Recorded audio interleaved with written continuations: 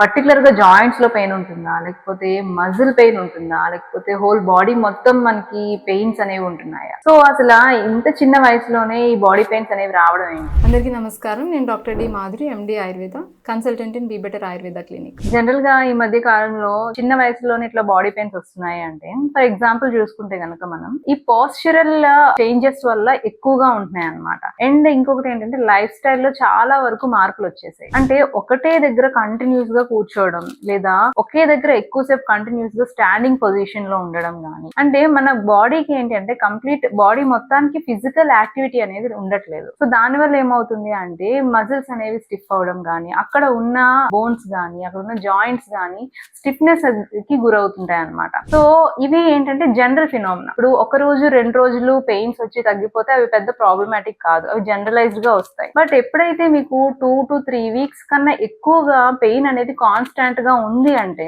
అప్పుడు మీరు మెడికల్ కి అప్రోచ్ అవ్వాలి. అసోసియేటెడ్ గా ఏమైనా సింటమ్స్ ఉన్నాయో చూసుకొని దాన్ని బట్టి మీరు ఫర్దర్ గా ప్రొసీడ్ అవ్వడం చాలా మంచిది. Thank you.